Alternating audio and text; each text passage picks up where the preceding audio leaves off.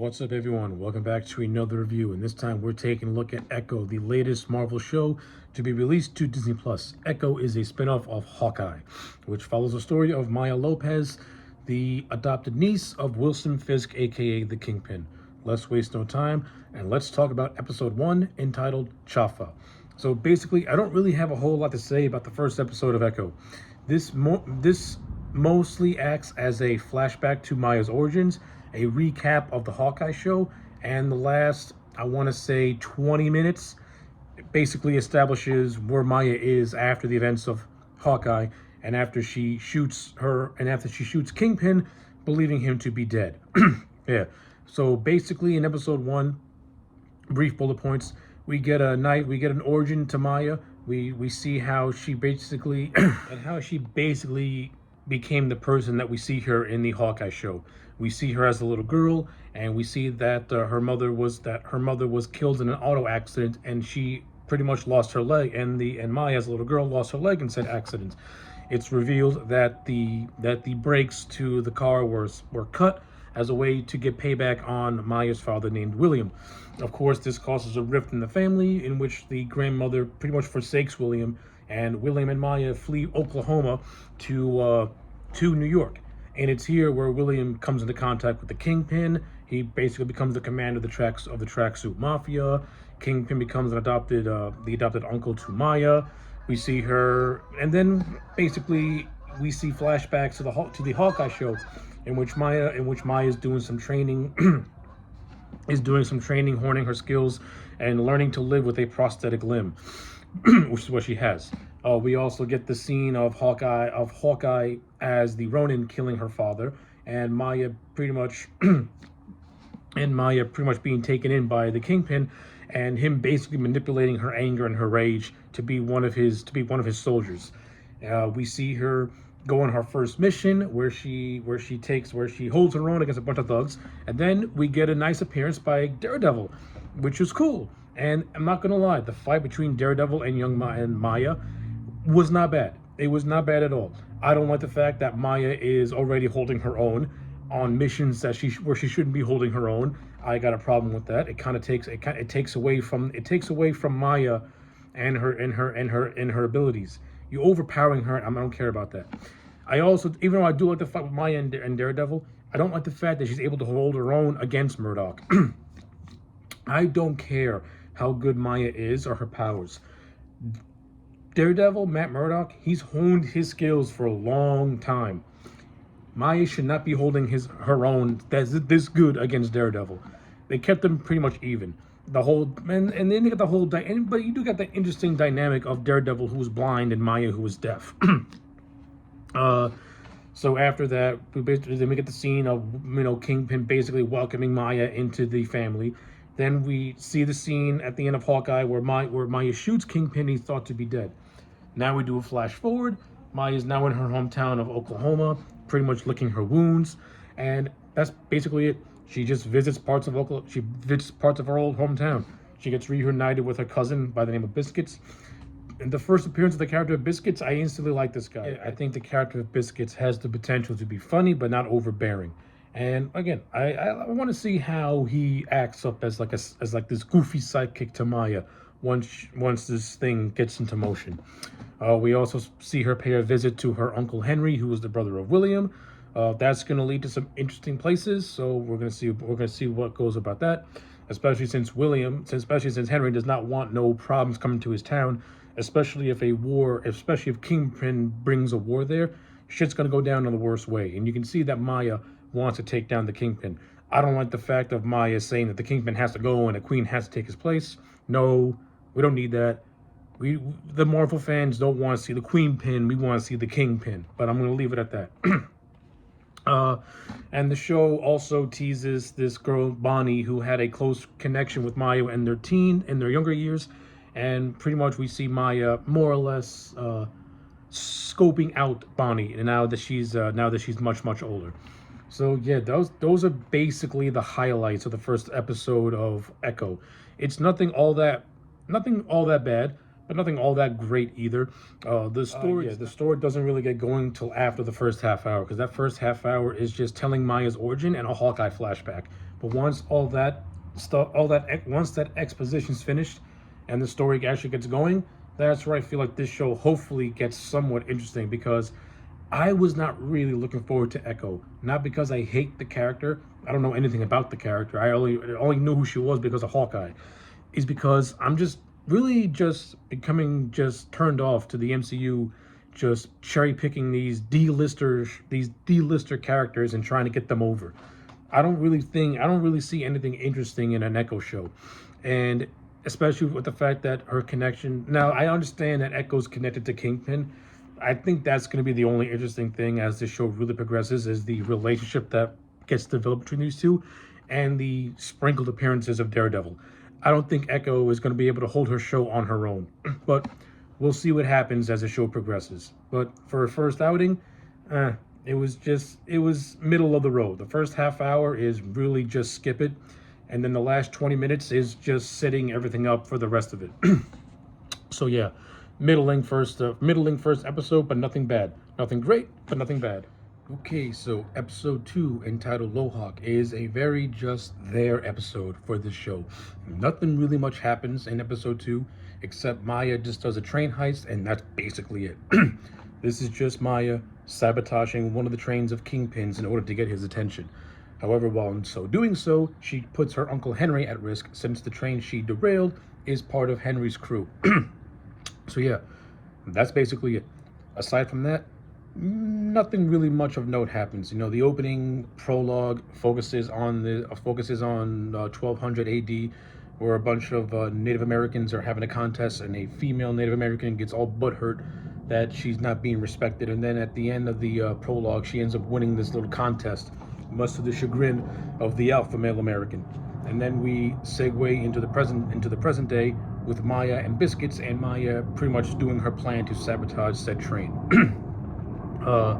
Even though I think Maya's plan is just boring, and Maya comes across more as a villain than she does as an actual hero, and something that Henry points out towards the end of the episode, what happens leading up to the train heist is actually a tad more interesting than the actual train heist itself, which is just a green screen CGI just adventure that's really not all that interesting, to be honest with you. I like the interaction. I like Biscuits a lot in this episode. He has some stuff to do, being Maya's little lapdog in a way. The actor portraying Biscuits definitely has a lot of comedic charisma, so I enjoyed that.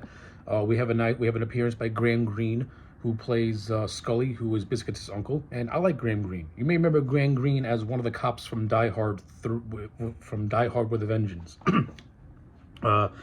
Yeah, I like the little scene he has as a pawn shop owner, where he's trying to get these people to buy his merchandise, and eventually does. I thought he was very entertaining. And I also like the little interaction that Scully and Biscuits have, when Biscuits trying to buy the equipment that Maya needs for her little heist. I like the whole idea of Biscuits joining Maya on her little side quest, much to him not wanting to be a part of it. And of course, the whole running gag of him having to be obedient to his grandmother. So that was fun. Like, everything leading up to the actual heist was more interesting than the heist itself, which I thought was just flat out just boring. I thought the heist was boring. I wasn't wowed or thrilled by it. And so the lead up to the heist was boring, and the aftermath. The lead up to the heist was fine. The actual heist itself was, was kind of boring. And the aftermath is where the intrigue happens. More or less, so Biscuits' car gets totaled, so he has to go on the radio to try and see if he can raise money to fix it. He accidentally lets slip that Maya's back in town, after Bonnie, Maya's friend, overhears it on the radio. So that's going to lead to something interesting. And then we get the whole scene of Henry telling his crew that the train that if something were to happen, that if something is to happen and if Fisk brings war to Oklahoma, he's the one that's going to feel the brunt of it and not his team. So you got that stuff going on. And then you have the interaction with Henry and Maya, with Henry basically saying that Maya is more like her uncle than she is like anything else. And Maya being totally oblivious to it. See, one of the things I'm starting to not like about how the MCU handles their anti-heroes is that I don't think the MCU understands or knows how to write anti-heroes, because some anti-heroes, they'll have a little bit of common sense, and they'll take what people say to them, they'll take it to heart and they'll ponder it. Maya doesn't seem to take to heart or ponder what Henry is telling her because she just feels so empty-headed with her revenge. And it's I have a feeling Maya is going to be one of those characters who at the end of the show she's going to do a flip and it's going to come completely out of nowhere. So yeah, let's hope that in the episodes preceding this one, Maya starts to grow a little bit of common sense and starts to realize that her idea to be a queen pin needs to be erased from her brain, and her needing to be something more, it needs to be established. Yeah, overall, I think so far the first 2 episodes of this show have been decent. Nothing great, but decent. Let's see how the last 3 play out. Okay, let's talk about episode 3. So I'm just gonna say right off the bat, I think episode 3 was probably one of the most boring episodes out of this entire season thus far. The whole episode takes place inside the skating rink owned by Maya's uncle Henry. Now, an episode taking place in one location can be interesting if you actually have a story that's worth telling. And thus far, I'm not really engaged with this show. I don't know what it is, it's just not clicking with me. I think this show is trying way too hard to be like Netflix's Daredevil, but the problem is it's got so much of that MCU on it that it doesn't know how to differentiate itself. Echo so far is coming across as a show that is the equivalent of a student that gets straight Fs, and when they get their first C, they feel the need to brag about it. That's what Echo feels like to me. Echo feels like an F student who got their first C, and now they're just bragging that, hey, I got a C, I passed. I think the overall story of episode 3 is nothing all that engaging. Basically, Maya has to confront a guy named Vicky who works with her uncle who ratted her out to the Kingpin, and now she has to fight off his thugs in a skating rink. That's basically it. Not a whole lot of story going on. The only interesting bits are what have to deal with Maya's family. Like I like the scene between Maya's grandparents who are no longer together, where pretty much her grandfather is convincing the grandmother to talk to their granddaughter. Since the last time Grandma saw Maya was when Maya and William left shortly after the death of Maya's mom.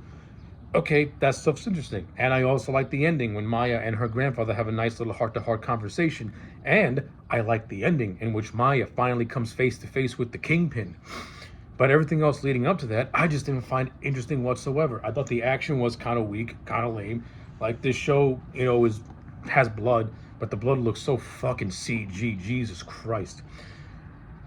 Marvel and Disney have gotten so lazy with just any sort of filmmaking that they have to resort to using CG blood. You can't use fake blood. You can't use the Karo syrup. You have to use CG blood. It looks so goofy. The violence. I mean, the only decent part of the skating rink scene is where Maya is where you see this little montage that's being done to Rob Zombie's Dracula. But even that wasn't really done to his fullest potential. But yeah, I mean, I didn't really think episode 3 was all that good. Again, it has some decent moments. I like the whole idea of Maya's uncle Henry now forcing himself to team up with her now that the Kingpin has come into town, so that was cool. Maya finally has her face-to-face confrontation with Bonnie, who is her cousin. So it's going to be interesting to see where that leads to. Well, like I said, take away the family dynamics, I don't really find Maya's story to be all that interesting. Her tale of revenge is kind of boring, and this show is not justifying why it needs to exist. So yeah, episode 3 to me was just blah. The only good stuff was the family aspects. Everything else was forgettable. Okay, episode 4, Tallulah. Let's talk about it. Right off the bat, leading up to this point, this is the best episode of this show thus far. I'm not going to say Echo has been a bad show, but Echo hasn't been the world's greatest show either. Up to this point, this show has done nothing to really justify why it needs to exist. But episode 4, just by itself in isolation, was really damn good. I enjoyed it. I liked it a lot. This is more of a Kingpin episode. 4 episodes in, we finally get the Kingpin. We saw him in the end of episode 1, and then he comes back at the end of episode 3. Now episode 4 is focused solely around him and his confrontation with Maya post being shot in the face by her. I think this episode was actually really well done. We get some things are explained, and we get an overall decent build-up to a finale, which, given the track record of the Marvel shows, I don't see this finale living up to. I don't see this finale being satisfying. But again, in isolation, I think this episode is actually really good. This whole episode is built around the whole thing of Kingpin trying to get Maya to come back to New York with him, and pretty much seeing that despite everything, Kingpin still has a lot of love and has a lot of love for Maya, despite Maya having nothing but hatred towards him. We get more insight into their relationship, which I thought was actually really well done. I actually kind of like the flashback scene of a young Maya being yelled at by an ice cream man, and Kingpin being Kingpin, and and showing his version of how to love, just brutalizes this man and more or less kills him right in front of Maya. And then you get the scene of little Maya kicking the ice cream man while he's down. Like, you can see that the viciousness that Maya tries to portray throughout this show comes from Fisk himself. And of course, it all leads to the dinner scene, which I thought was actually really well done and very well handled. And yeah, it's so much fun finally seeing Vincent D'Onofrio come back to play this character again. Yes, he had that one episode in Hawkeye, and that was great. But when this, you get to see him actually really, really sell the emotion that he brought to Kingpin in the OG Daredevil show. And yes, we get to see the infamous hammer that he used to kill his dad. So yeah, so basically, when it comes to this episode, everything with the Kingpin, I liked it. Spot on. This actually sold me on the relationship with him and Maya, and how Kingpin more or less views himself as Maya's adopted father, and how Maya just sees Kingpin as just somebody she needs to break away from because his influence is just too much. It's too isolating. So yeah, that stuff was great. Maya finally has her face to face with her grandmother, and her grandma more or less explains the constant visions that Maya's been having throughout the course of the show. So it's explained that Maya is seeing this spirit known as a Talua, who is known to bound mothers to their daughters. And the grandma tells a story about how she once saw this spirit while giving birth to Maya's mom. And when Maya's mom was killed, that bond was broken. And the grandmother sort of kind of makes a reference that it could be the generations trying to unite these two together after being estranged for so long. And of course, Maya, of course, rejects that idea in a way. It was fine. It was good. Like I said, the family aspects of this show are the strongest parts of the show. I think that's why I liked episode 4, because it didn't have the lame brain action that is just so badly done. It actually had the family dynamics, which actually worked for me. So yeah, basically this whole episode was more or less setting up what's going to happen in the finale. You get some good moments with Maya and Kingpin. You get that nice scene with Maya and her grandmother, and my boy Biscuits makes a return after being gone for nearly 3 episodes in. So yeah, episode 4 in isolation was actually very good.